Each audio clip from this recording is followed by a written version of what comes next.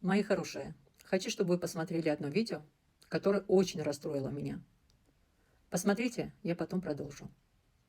Ես սպասում եի, որ այսպիսի մեկնաբանություններ նույնպես գրելու են։ Եկել եմ ձեր հարցին պատասխանելու։ Մենք Ռուսաստանից չենք փախել, կարող եք հանգիստ լինել։ Մենք նույնիսկ ռուսական անձնագիր չունենք։ Մենք ունենք հայկական անձնագիր ու պատերազմը մեզ բացարձակ չի խանգարում։ Թե ինչի համար ենք մենք եկել Հայաստան, ամենամեծ նպատակներից մեկը դա նայա, որ մեր երեխաները սովորեն հայերեն գրել կարդալ։ 3 տարի անց իմ տղան կգնա բանակ, որպեսզի իրեն բանակ տեղը հեշտ լինի գրել կարդալու առումով, բացի դա մտածելակերպի առումով մեր միակ նպատակը նա էր, որ շուտ գանք, գոնե 2-3 տարի առաջ, որպեսզի իրենք ինտեգրվեն այս ամենին։ Խնդրում եմ, ձեր նեգատիվը ձեզ պահեք, ձեր նեգատիվով դուք մեզ չեք խանգարում։ Хочу понять, почему такое пишут людям?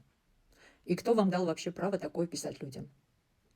Разве это плохо, когда люди возвращаются на свою родину? Могу сказать одно. Многие не могут себе позволить этого, чтобы уехать из России. Есть очень многие люди, которые хотят, но не получается пока.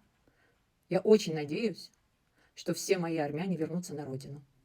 Потому что только живя на своей родине, ты можешь развивать свою страну, платить налоги, учить своих детей в армянских школах, дать образование хорошее.